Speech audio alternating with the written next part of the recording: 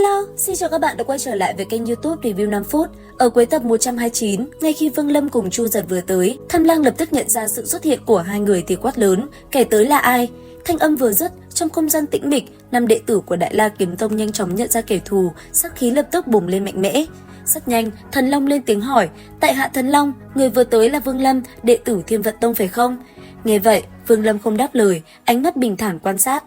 Thái độ im lặng của anh ấy khiến một đệ tử Đại La Kiếm Tông, người vốn đã mất kiềm chế sau trăm năm bị nhốt nổi giận quát lớn. Ngạo Mạn, đại sư huynh của ta hỏi ngươi tại sao không trả lời. Ngay lập tức, gã đệ tử này rút bảo kiếm, chém ra một luồng kiếm khí biến hình thành con ngựa lao thẳng về phía Vương Lâm. Đối mặt với đòn tấn công đó, Vương Lâm liền hỏi, đây chính là đạo đại khách của các ngươi sao? Dứt lời, đạo sát lục từ mi tâm Vương Lâm tỏa ra, tạo thành hình con rồng, nhanh chóng quấn chặt và khống chế con ngựa tà ác. Thấy đồng môn địch xông vào tiếp ứng, Thần Long hét lớn, lui lại. Dứt lời, Thần Long dùng hai ngón tay biến thành kiếm chỉ, đâm xuyên qua khí sát lục và đá bay con ngựa để giải vây cho sư đệ. Còn Vương Lâm, kiếm trên tay vung lên, anh ấy liền chỉ thẳng mũi kiếm vào cổ Thần Long. Thế nhưng tên kia chỉ lạnh lùng hỏi, Vương đạo hữu, sư đệ của ta quá thô lỗ, để ngươi phải chê cười rồi. Nghe vậy, Vương Lâm bình thản đáp, không sao. Nói xong liền rút kiếm lại, nhưng cùng lúc đó, khi sát lục của hắn lập tức cuốn lấy thanh bảo kiếm đưa về phía mình. Vương Lâm giơ tay bắt lấy thanh kiếm, xóa sạch thần thức của chủ nhân cũ rồi thu vào túi trữ vật rồi nói: nếu là sư đệ của Thần Long đạo hữu thì chuyện trêu chọc Vương mỗ tội có thể miễn, nhưng thanh kiếm này ta giữ lại. Trước hành động chiếm đoạt công khai đó, Thần Long vẫn giữ nụ cười và đồng tình đáp: nên như vậy. Sau đó, Thần Long quay sang quát mắng sư đệ, đe dọa sẽ thay mặt sư tôn phế bỏ tu vi nếu gã còn dám nói thêm. Chứng kiến sự nhẫn nhịn cực độ và vẻ mặt không chút biến hóa của Thần Long bị lấn lướt, Vương Lâm thầm kinh ngạc, đồng tử co lại để cảnh giác. Đến đây, Tham Lang mới lên tiếng nói, tiểu tử, bằng hữu của ngươi vì sao không xuất hiện? Bằng hữu của ta không thích ồn ào. Tiền bối cũng là người Đại La Kiếm Tông sao? Vương huynh, vị tiền bối này là Tham Lang, đồng lứa với sư tôn của ta và ngươi. Nếu Vương đạo hữu cùng với bằng hữu của hắn tới đây, hay là chúng ta hợp lực thoát khỏi sự bao vây của đàn yêu thú?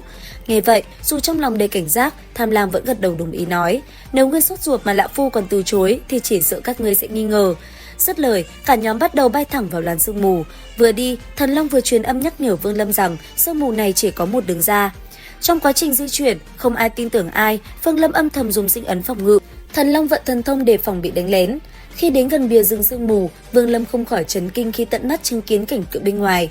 Ở đó, vô số văn thú đang bay lượn dày đặc với vẻ hung dữ. Trong lúc đó, con văn thú riêng của Vương Lâm từ túi trữ vật bay ra. Tiếp theo, nó lảng vảng bên bìa sương, sau một hồi rít lên trao đổi và chạm vào nhau, con văn thú của Vương Lâm liền đi theo bầy đàn rồi biến mất. Đúng lúc này, làn sương tím đột ngột cuộn trào và co lại với tốc độ cực nhanh, phát ra những tiếng nổ như sấm rền. Bất ngờ, Tham Lang lộ rõ vẻ mừng rỡ, lão lấy ra một cái tiểu đỉnh, phun khói tím bao phủ thân mình, rồi lao ngược vào trong sương. Tức thì, tiếng rít của đám văn thú bên ngoài vang lên như quỷ đoạt hồn, tác động mạnh đến tinh thần mọi người. Đám đệ tử Đại La Kiếm Tông định lao ra ngoài, nhưng bị Tham Lang tung ra một luồng khí chặn đứng. Lão cười lớn nói, lão phu đợi trăm năm, cuối cùng cũng tới được ngày sương tím thu về.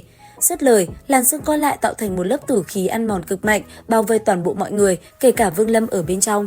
Trong cơn tuyệt vọng, Thần Long hét lên gọi Vương Lâm nói, Vương huynh, bây giờ đang là lúc nguy hiểm, bằng hữu của ngươi sao còn không ra tay? Đồng thời, từ trong làn sương, giọng nói của Tham Lang vọng ra, Vương Lâm, lão phu không muốn lấy mạng ngươi sớm như vậy, nhưng nếu ngươi không thức thời, thì người nào cũng không thể cứu được ngươi. Nghe vậy, Vương Lâm không hề nóng đúng, hắn lập tức lùi lại để tránh bị tử khí ăn mòn. Trước lời khẩn cầu của Thần Long, hắn chỉ lạnh lùng lắc đầu đáp, Thần Long đạo hữu, lúc này Vương mỗ tự bảo vệ mình còn không được, đừng nói nữa. Dứt lời, Vương Lâm nhanh chóng biến mất vào sâu trong làn sương tím, bỏ mặc tất cả đám đệ tử Đại La Kiếm Tông đang sợ hãi. Đứng trước nguy hiểm, Thần Long điểm vào mi tâm, giải phóng đạo kiếm khí bản mệnh do Lăng Thiên Hậu ban tặng để phá thủng một lỗ hổng. Ngay lập tức, Thần Long một mình lao ra ngoài, bỏ mặc 4 sư đệ lại trong làn sương tím ngắt đã bị ngăn cách hoàn toàn âm thanh và tầm nhìn. Bị đại sư huynh bỏ rơi, 4 đệ tử Đại La Kiếm Tông rơi vào tuyệt vọng. Bọn họ gầm lên muốn tìm Vương Lâm để trả thù trước khi bỏ mạng. Thế nhưng, dưới sự hỗ trợ của Chu Giật, Vương Lâm đã bắt đầu cuộc đi săn trong bóng tối. Rất nhanh, Vương Lâm đã ra tay. Tích tắc, Vương Lâm lao tới như tia chớp. Không tốn một giây để đoạt mạng tên đệ tử có tu vi yếu nhất, anh ấy nhanh gọn khóa lấy nguyên thần và thu giữ bảo kiếm của nạn nhân. Làm xong, Vương Lâm lại ẩn đi, trong khi Tị Xà còn đang ngơ ngác giữa màn sương, Vương Lâm đã áp sát, đặt bàn tay lạnh lẽo lên cổ gã. Tức thì, Tị Xà bị hút cạn sức sống thành thây khô, sau đó thi thể nổ tung do kiếm khí của Lăng Thiên Hậu phát tác. Làm xong, Vương Lâm lại ẩn thân, sau đó bất ngờ xuất hiện lại, anh ấy giả giọng sư đệ tuốt cổ gọi, sư huynh, là ta. Nghe vậy, Ngọ Mã khựng lại thu hồi kiếm khí, ngay lập tức bị Vương Lâm vươn tay điểm vào mi tâm, tên thứ ba bỏ mạng trong sự uất ức vô cùng. Đến đây đã hoàn thành màn đồ sát chấp nhoáng. Chu Giật liền cưỡng chế đưa Vương Lâm hóa thành kiếm quang bay ra khỏi làn sương tím. Tuy nhiên, trên đường đào thoát, Vương Lâm vẫn thầm tiếc nuối vì chưa kịp lấy mạng nốt tên cuối cùng. Cùng lúc đó, bên ngoài sương mù, Thần Long đang vất vả giữa vòng vây của đám văn thú. Tham Lang đứng từ xa điều khiển, mặt hắn vô cùng đắc ý. Khi Vương Lâm xuất hiện trên thanh kiếm tiên, Tham Lang lập tức chú ý. Hắn muốn bắt sống nguyên thần Vương Lâm để tra hỏi tung tích Tư Đồ Nam. Không chậm trễ, Tham Lang điều khiển đám văn thú điên cuồng lao vào tấn công hắn. Tuy nhiên, thay vì sợ hãi, ánh mắt Vương Lâm lại hiện lên vẻ cổ quái. Giữa lúc đàn thú hung tợn đang ập đến, một tiếng kêu to vang dội lấn át tất cả. Con văn thú của Vương Lâm lao thẳng về phía chủ nhân của nó. Tức thì, đám văn thú đang tấn công bỗng khựng lại trong nghi hoặc. Tham Lang thấy vậy liền biến sắc, lập tức thi triển thất ma châm để cưỡng ép một con văn thú khổng lồ đang bị lão đóng đinh phong ấn ra trận. Tuy nhiên, con văn thú khổng lồ đó đã chọn tự hủy, nó truyền toàn bộ sức mạnh và tinh túy của mình cho văn thú của Vương Lâm trước khi khô héo. Hấp thụ xong, văn thú của Vương Lâm tiến hóa mạnh mẽ, cơ thể lớn bổng, màu tím sậm lại và phát ra uy áp của một vương giả thực thụ. Chỉ bằng một tiếng gầm, nó đã tước quyền điều khiển của Tham Lang, ra lệnh cho vạn con văn thú đồng loạt quay sang tấn công Tham Lang. Đến đây, dù không hẹn trước, Vương Lâm và Thần Long lập tức tận dụng thời cơ tấn công Tham Lang. Chớp mắt, chỉ thấy Vương Lâm đã kết ấn, giữa không trung, từng luồng ma khí bạo phát, Vương Lâm tung ra tịch diệt chỉ để uy lực. Phía bên kia, Thần Long cũng giải phóng ra một con hắc long kiếm khí mang theo sát ý ngút trời công kích đối thủ. Đối diện với nó, Tham Lang lập tức tung ra chiêu Phệ Tử Thất Thức, rút lục khí từ vách đá tạo thành thác nước xanh biếc để hóa giải hai đòn công kích đang lao tới. Khoảnh khắc va chạm, chỉ thấy từng tiếng ầm ầm nổ vang làm rung chuyển nơi này. Quyết không để lão chạy thoát, Vương Lâm và Thần Long tiếp tục dốc toàn lực. Đầu tiên, Thần Long phun tinh huyết, hắn dùng chiêu toái kiếm hóa thần của Lăng Thiên Hậu, khiến bảo kiếm lột xác thành hắc long hung bạo hơn gấp bội. Bên kia, Vương Lâm ngưng tụ trăm vạn đạo sát lục khí thành một tia duy nhất.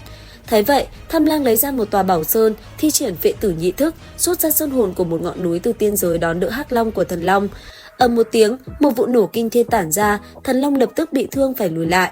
Còn công kích của Vương Lâm khi vừa chạm tới, nó cũng lập tức bị đánh bay. Thấy vậy, Tham Lang đắc chí nói: "Lũ tiểu bối các ngươi có biết đây là núi gì không? Đây chính là núi của tiên giới bị lão phu mấy vạn năm trước đoạt lấy." Thế nhưng đúng lúc này, bên trong sương mù, một tấm lệnh bài màu vàng dần dần hiện ra. Nhìn nó, ánh mắt Tham Lang lộ rõ sự tham lam tột độ, lão lập tức bỏ mặc đối thủ để lao về phía lệnh bài. Đúng lúc này, đám văn thú như được kích thích đến trạng thái đỉnh phong, đồng loạt phát ra những tiếng kêu gào kịch liệt. Sau đó, theo sự chỉ huy của mình, văn thú của Vương Lâm phát ra tiếng gầm ra lệnh cho toàn bộ đồng loại tấn công Tham Lang. Tức thì, đàn thú bất chấp sinh tử, thân thể liên tục tan nát hóa thành huyết nhục, rồi lại ngưng tụ một cách quỷ dị để vây chặt Tham Lang. Giữa vòng vây, Tham Lang phẫn nộ thi triển Phệ Tử Tam Thức, giải phóng đệ nhị nguyên thần lao thẳng về phía Thần Long. Thế nhưng lão đã chậm, trong lúc hỗn loạn, Thần Long đã nhanh tay chộp lấy lệnh bài và lao thẳng về phía cửa ra. Thấy thế, Tham Lang lấy ra Thiên Mê Hương, chớp mắt, làn khói xanh bay ra lập tức mê hoặc toàn bộ đám văn thú, giúp lão ta đuổi theo Thần Long. Phía trước, vừa chạy Thần Long vừa đắc ý cười to lớn nói: "Tham Lang tiền bối, Vương Lâm đạo hữu, lệnh bài này tại hạ xin nhận, đa tạ." Thế nhưng, khi hắn ta vừa dứt thì Vương Lâm đã ẩn nấp phía sau từ bao giờ. Anh ấy lạnh lùng quan sát và bất ngờ thốt lên nói: "Định!" Dứt lời, một sợi tơ vô hình quấn chặt lấy Thần Long, khiến nguyên thần và tiên lực của hắn bị đóng băng trong tích tắc. Lệnh bài từ tay Thần Long rơi ra. Phía sau, Tham Lang mừng rỡ lao tới chụp, nhưng Vương Lâm lại bồi thêm một chữ định, nhắm thẳng vào lão. Dù Tham Lang chỉ bị khựng lại trong chớp mắt, nhưng bấy nhiêu đó là đủ để Chu Giật mang theo Vương Lâm lướt qua đoạt lấy lệnh bài. Ngay lập tức, Vương Lâm chiếm được lệnh bài và lao thẳng ra phía có ánh sáng mặt trời. Tham Lang lúc này đã nổi giận, lão lấy ra một chiếc đại đỉnh đen kỳ tỏa ra khí tức hồng hoang và gầm lên quát: "Càn khôn nghịch chuyển, thiên địa phiên thân!" Tức thì, hắc quang từ miệng đỉnh chiếu rọi khắp nơi, đảo lộn hoàn toàn trời đất. Trong một tích tắc, vị trí của ba người bị hoán đổi một cách quỷ dị. Đầu tiên là Vương Lâm, kẻ vốn đã chạm tay vào lối thoát bỗng nhiên bị kéo ngược lại. Sau đó, anh ấy rơi đúng vào vị trí cũ của Thần Long bị sương mù vây khốn. Cùng lúc đó, Thần Long sau khi hoán đổi vị trí với Vương Lâm thì sợ hãi bỏ chạy. Còn Vương Lâm, sau khi bị vây trong sương mù, anh ấy cũng nhanh chóng được Chu Giật giải vây. Lần này, Chu Giật hy sinh hai đạo kiếm khí bản mệnh cuối cùng để kìm chân Tham Lang, tạo cơ hội cho Vương Lâm thoát thân xuống đáy vực. Tuy nhiên, khi Vương Lâm lao xuống vực sâu, đệ nhị nguyên thần của Tham Lang lập tức phóng ra lôi điện đuổi sát không rời. Đến đây, Vương Lâm triệu hồi lôi thú từ Xạ Thần Sa để đối đầu. Vừa khi xuất hiện, lôi thú lập tức nuốt chửng các lôi cầu của đối phương. Đồng thời, Vương Lâm dùng tiên bút vẽ 5 đạo phù văn vàng rực để chặn đứng đòn tấn công từ cây lôi chùy của đối thủ. Cảnh tượng giao chiến vô cùng quyết liệt. Và liệu rằng tiếp theo, Vương Lâm có chạy thoát được? Theo dõi tiếp diễn biến tiếp theo trên kênh YouTube Review 5 phút để biết thêm chi tiết các bạn nhé. Xin chào và hẹn gặp lại!